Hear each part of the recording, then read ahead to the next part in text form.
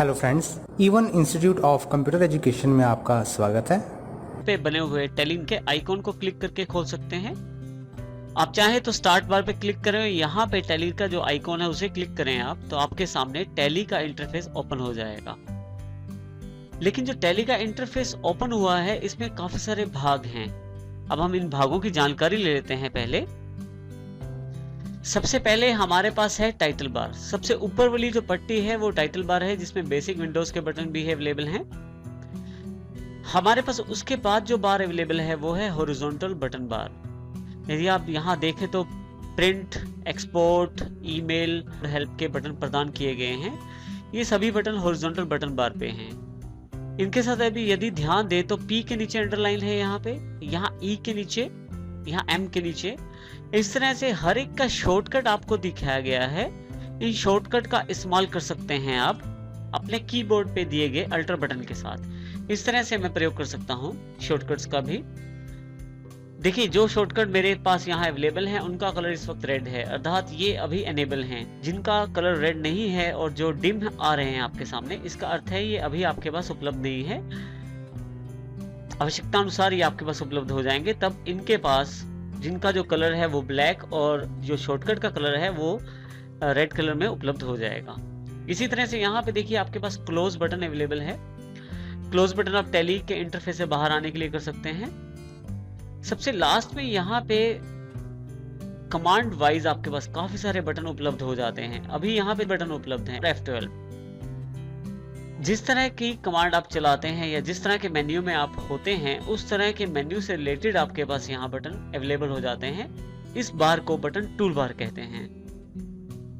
इसी तरह से आपके सामने जो ये एरिया दिखाई दे रहा है, इसे हम कहते हैं गेटवे ऑफ टैली, जहां पे टैली के बेसिक मेन्यूज को दिखाया जाता है। इसमें आपके सामने दो सेक्शन है, एक ये सेक्शन दिया हुआ है लेफ्ट साइड पे, एक राइट साइड पे। लेफ्ट वाले में इस वाली स्क्रीन पे आपके पास, अगर आपके पास जो कंपनीज अवेलेबल हो तो उन कंपनीज की लिस्ट यहाँ नेम ऑफ कंपनी और डेट ऑफ लास्ट एंट्री के साथ अवेलेबल हो जाएगी। इसी तरह से अगर राइट साइड देखें तो बेसिक कंपनी को बनाने से रिलेटेड बेसिक मेन्यू अवेलेबल है कंपनी इन्फो के रूप में। आप इसका प्रयोग कर सकते हैं कंपनी को बनाने के लिए। इसी तरह से यदि आप थोड़ा सा नीचे आ जाएं तो ये आपके पास टास्क बार अवेलेबल है सबसे नीचे, जो आपको जानकारी देती है आपके टैली वर्जन की और बेसिक जानकारी देती है टास्क बार। इसके अतिरिक्त कैलकुलेटर का एरिया है आपके पास, जहां पे आप कैलकुलेशन कर सकते हैं। इस तरह से आप इन सेक्शंस का प्रयोग करके, इन सेक्शंस की जानकारी लेके टैली को अच्छी तरह से कंट्रोल कर सकते हैं। इस तरह से आप इनका प्रयोग कर सकते हैं। फर्स्ट टाइम जब भी आपके पास टैली ओपन होती है तो सबसे पहला कार्य होता है कंपनी इन्फो मेन्यू के थ्रू कंपनी को बनाना। यदि आपके पास कंपनी है तो उन कंपनीज की लिस्ट यहाँ अवेलेबल हो जाएगी, और यदि आपके पास कंपनी नहीं है तो कंपनी इन्फो जो मेन्यू है उससे आप नई कंपनी बना सकते हैं। यदि आप यहाँ ध्यान दें तो जो मेन्यू है इसमें, उसमें रेड कलर के जो अल्फाबेट्स हैं वो सबसे पहले हैं, और एक तरह से वो शॉर्टकट्स हैं इन सब कमांड्स के लिए। जैसे कि कंपनी इन्फो के अंतर्गत सेलेक्ट कंपनी, जो कि डिम है अर्थात अवेलेबल नहीं है क्योंकि हमारे पास कोई भी कंपनी यहाँ नहीं है। क्रिएट कंपनी, हम नई कंपनी बना सकते हैं जिससे आप कंपनी को बैकअप और रिस्टोर भी कर सकते हैं, और चाहे तो मेन्यू से बाहर भी आ सकते हैं क्विट के द्वारा। जो रेड जो अल्फाबेट्स हैं या रेड जो कैरेक्टर हैं वो एक तरह से शॉर्टकट हैं आपकी कमांड्स के। आप क्रिएट कंपनी पे क्लिक करें, आपके पास कंपनी क्रिएशन के लिए एक बॉक्स अवेलेबल हो जाएगा। यहाँ आप कंपनी जो आप बनाना चाहते हैं उससे रिलेटेड सारी इंफॉर्मेशन यहाँ आपको देनी होती है, जिसके पश्चात आपकी कंपनी टैली में तैयार हो जाती है, और उसके पश्चात आप उस कंपनी से रिलेटेड सभी एंट्रीज भी कर सकते हैं और उससे रिलेटेड इंफॉर्मेशन भी देख सकते हैं। कंपनी क्रिएशन में सबसे पहली जो फील्ड है वो है डायरेक्टरी। यहाँ पे डायरेक्टरी बाय डिफॉल्ट C में टैली और उसके अंतर्गत डेटा का जो फोल्डर है उसके अंदर है। आप चाहें तो इसकी किसी दूसरी ड्राइव पे भी ट्रांसफर कर सकते हैं। इसी तरह से कंपनी का नाम, जो मैं कंपनी का नाम देना चाहता हूं वो मैं दे सकता हूं। मैं यहां कंपनी का नाम देता हूं हेड फर्स्ट ट्रेडर्स। उसके पश्चात आप यहाँ पे उसका मेलिंग नेम दे सकते हैं, अर्थात जिस पे आप पत्र व्यवहार करना चाहते हैं वो एड्रेस भी आप यहाँ दे सकते हैं। बाय डिफॉल्ट टैली जो मेलिंग नेम एक्सेप्ट करता है वो बिल्कुल आप जो नेम ऊपर डालते हैं वो वाला एक्सेप्ट कर लेता है। यदि आप चाहें तो इसे चेंज भी कर सकते हैं। जैसे ही एंटर करता हूं तो मेरे पास एड्रेस वाली फील्ड अवेलेबल हो जाती है, जहां पे वो कंपनी कहाँ स्थापित है या कंपनी का क्या एड्रेस है वो जानकारी मुझे देनी होती है।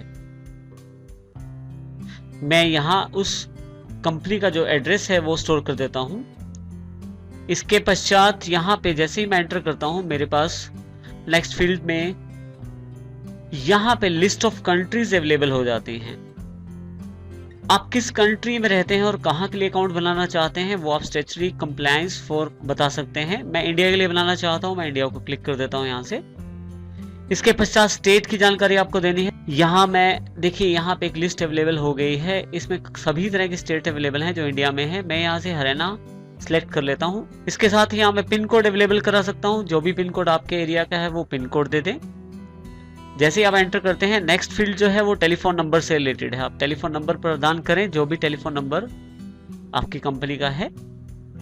इसी तरह से यदि आपकी कंपनी की कोई ईमेल है तो वो भी आप जरूर बताएं। यहाँ पे देखिए यहाँ मैं info@headfirsttrade.com के नाम से मेरी जो मेल आईडी है वो मैं दे देता हूँ। नेक्स्ट है currency symbol. By default tally rupees के रूप में, क्योंकि हमने यहाँ से स्टैट्यूटरी कंप्लायंस फॉर इंडिया लिया था तो यहाँ करेंसी सिंबल जो रुपीज के रूप में ले लेता है। आप चाहे तो इसको चेंज भी कर सकते हैं।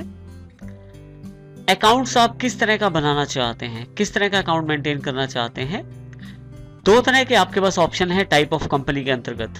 पहला है अकाउंट्स ओनली, जिसमें केवल अकाउंट्स रिलेटेड एंट्रीज की जाती हैं, और दूसरा है अकाउंट्स विद इन्वेंट्री, जिसमें यदि आप अकाउंट्स की एंट्री करते हैं तो उसका प्रभाव इन्वेंट्री पे भी पड़ता है। जो आप चुनाव करना चाहते हैं, जैसे मैं अकाउंट्स ओनली लेता हूं तो यहाँ मैं एंटर करके अपने मेंटेन वाले जो फील्ड है उसमें अकाउंट्स ओनली ले सकता हूं। अगली जो फील्ड है वो ये बताती है कि आपका फाइनेंशियल ईयर कब से स्टार्ट है, तो मैं यहाँ इसको चेंज कर देता हूं। मेरा फाइनेंशियल ईयर 1 अप्रैल 2010 से स्टार्ट है, तो यहाँ पे मैं 2010 टाइप कर देता हूं। बिल्कुल 1 साल तक आपकी ये गणना की जाती है जानकारी की। फाइनेंशियल ईयर पूरा आपका 1 साल चलता है। अगर मैं 1/4/2010 डाल रहा हूं तो इसका अर्थ ये हुआ कि 31/3/2011 तक मेरा फाइनेंशियल ईयर मेरे पास अवेलेबल रहेगा। बुक्स बिगिनिंग फ्रॉम में बाय डिफॉल्ट वही डेट ले ली जाती है टैली द्वारा जो आप फाइनेंशियल ईयर फ्रॉम में डालते हैं, लेकिन यदि आपकी जो बुक्स हैं वो इन बिटवीन यदि कि साल के बीच में शुरू की गई हैं तो आप यहाँ पे उनकी डेट भी दे सकते हैं। नेक्स्ट ऑप्शन है टैली वॉल्ट पासवर्ड। ये एक ऐसा पासवर्ड है जो आपके डेटा को बहुत ज्यादा सिक्योरिटी प्रदान करता है। इसमें ये ध्यान रखिए यदि आप पासवर्ड भूल जाते हैं तो आप अपने डेटा को दोबारा प्राप्त नहीं कर पाएंगे। अभी मैं इस फील्ड को खाली छोड़ देता हूं।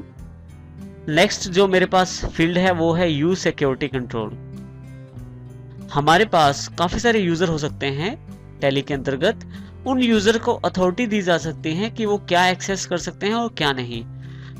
इसको कंट्रोल करने के लिए आप यूज सिक्योरिटी कंट्रोल का प्रयोग कर सकते हैं। अभी मैं इसे नो करता हूं। जैसे ही आगे जाता हूं, यहां देखिए बेस करेंसी इंफॉर्मेशन का जो एक बॉक्स है वो अवेलेबल है यहाँ पे, जिसमें सबसे पहली जो जानकारी है बेस करेंसी सिंबल फील्ड के रूप में। उसके साथ ही नेक्स्ट है फॉर्मल नेम। आप इस करेंसी का फॉर्मल नेम भी रख सकते हैं। टैली ने खुद ही इंडियन रुपीस दे दिया है। कितने नंबर ऑफ डेसिमल प्लेसेस तक आप इंफॉर्मेशन को रखना चाहते हैं, मैं यहाँ 2 दे देता हूँ। पहले से ही इसमें टैली में 2 दिया गया है और मुझे भी 2 तक चाहिए। इसके साथ नेक्स्ट ऑप्शन है, क्या आप चाहते हैं कि आपको जो सिंबल है वो अमाउंट के साथ जुड़ के आए?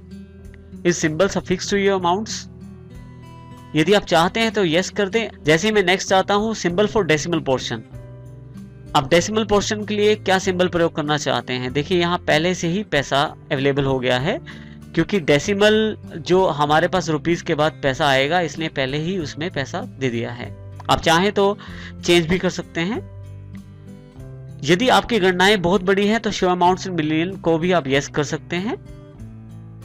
नेक्स्ट फील्ड है put space between amount and symbol. जो आप सिंबल आपने सिलेक्ट किया है, जैसे रुपीस सिलेक्ट किया है आपने, क्या वो बिल्कुल जुड़ के आए आपके अमाउंट के साथ या उसके साथ एक बीच में स्पेस भी आए?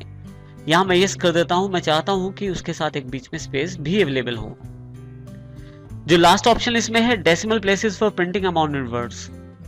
आप कितने डेसिमल प्लेसेस तक चाहते हैं प्रिंटिंग में आपके पास अमाउंट्स और इन वर्ड्स अवेलेबल हो। मैं 2 डेसिमल प्लेसेस तक ही उन वर्ड्स की प्रिंटिंग चाहता हूँ, तो इस तरह से मैं ये चुनाव कर सकता हूँ। इसके पश्चात जैसे ही मैं एंटर प्रेस करता हूँ तो मेरे पास एक्सेप्ट के रूप में एक कंफर्मेशन मैसेज अवेलेबल हो जाता है।